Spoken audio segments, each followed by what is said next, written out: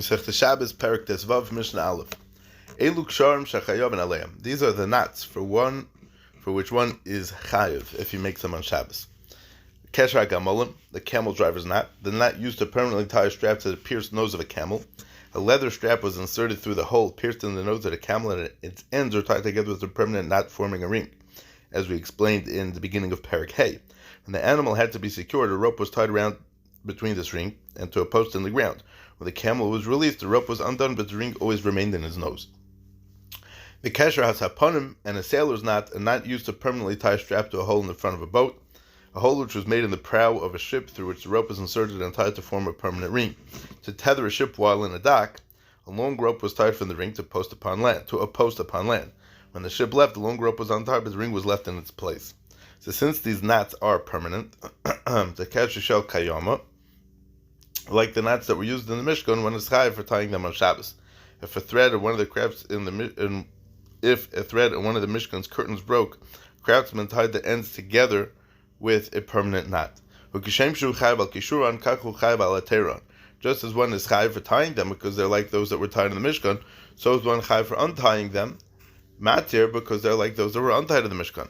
Fishing nets, what were they used in the Mishkan for? Says the Gemara, they were used to make fishing nets to trap a chilozon, which was a small aquatic creature whose secretion is tcheles, a special blue dye used in some of the curtains and coverings to the Mishkan.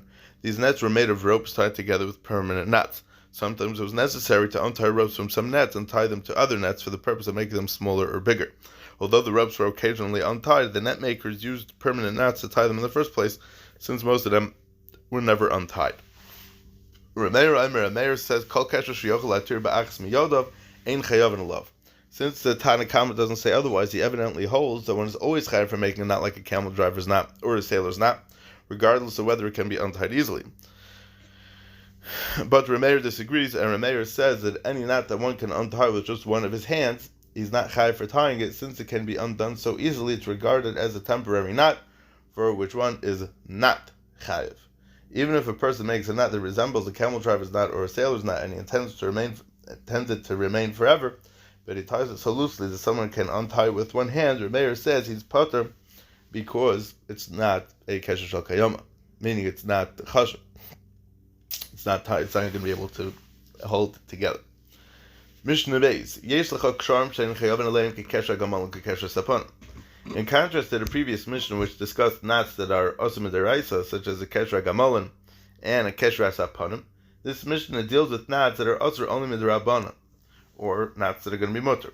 There are knots for which one is not chayiv, as the same way one would be chayiv for a kesher saponim and a kesher gamalin. It's not osur midiraisa to tie a temporary type of knot, one that's usually left tied for only a week or two. Even such knots, however, are osur midaraban because they resemble permanent knots because they remain tied for a significant period. Kaisheres isha miftach haluka, a woman may tie the opening of her blouse, and the laces of a bonnet or a girdle. Uretzuis min of a sandal, one may tie the straps of a shoe or a sandal, not shoelaces. The actual shoe was tied together, was straps of leather, they would tie that together. The openings of flasks of wine or oil, in order to close these flasks, which were made of leather, one would tie down the flaps of the opening. Ukderish shel basar, and a cloth that covers a pot of meat. Sometimes they would tie a cloth over a pot of meat to prevent dirt from falling in. In each of these cases, the kesher is untied on the same day that it is tied, so it doesn't resemble a permanent knot at all, and it's mutter even midrabanan. Rabbi Yankov says, one may tie a rope in front of an animal to keep it from getting out, because this type of knot is going to be untied the same day that it's tied. One may tie a bucket to the top of a well with the lace of a girdle. Since one needs the lace for its regular purpose, one will not leave it permanently tied to the bucket and the well, rather one will untie it the same day after you finished using it to draw water. One may not tie a bucket with the rope because the rope would be left permanently. Rabbi Yehuda matir, however, Rabbi Yehuda is matir tying the bucket even with a rope. Rabbi Yehuda refers only to a weaver's rope. Since the weaver needs it for his work, he will untie it from the bucket and from the well the same day. The Tanna Kama answers using even a weaver's rope because people might confuse with other types of rope and mistakenly think that one may use any type of rope to attach a bucket to a well. Klalam Rabbi Yehuda says a rule about knots. Kol kasher she'ein shel kayama ein chayav in love.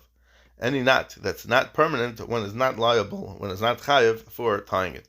Rabbi Yehuda refers to the Mishnah's opening statement, the ratio of the Mishnah, there are knots for one which is not chayav. He explains that it applies to all knots that are not permanent. Anything is not a kasher shel kayama, he is not chayav. But interesting that the halacha is kachachama. Okay, Mishnah Gimel. Mekaplin es hakelim afilu arba v'chamisha pa'amim. One may fold clothing even 4 or 5 times on Shabbos, so that it will not become wrinkled and will be fit to be worn again that Shabbos. After taking off his clothing, one may fold it, and if he is not satisfied with the way it was folded the first time, he may fold it again as many times as he wants, provided that he intends to wear the beged that Shabbos. The Gemara says that in most cases folding clothing is asur, because it looks like he's being misakin mana. It's only mutter if you meet all the following 4 conditions. So number 1, one person folds the garment and not 2, because 2 people stretch the clothes and smooth out all the wrinkles.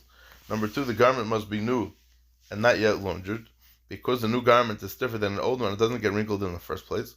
Number 3, the garment must be white and not colored, because folding a colored garment improves its appearance to a greater extent. Number 4, one has nothing else to wear, in which case he needs to fold his clothes so he'll have neat clothing to wear to cover Shabbos.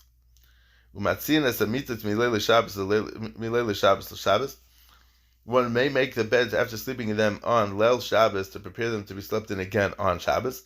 However, one may not fold the clothes or make beds of Shabbos for use after Shabbos because it's forbidden to make hachonis for another day.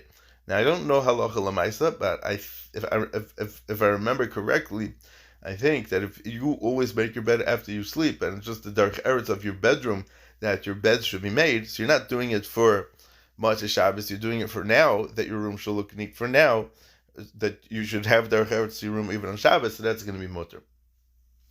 Rabbi Shmuel says, one may fold clothing and make beds on Yom Kippur that fold out on Friday for use on Shabbos, because Yom Kippur is a weekday in relation to Shabbos, it's less kadosh than Shabbos, and one may make preparations on Yom Kippur for Shabbos.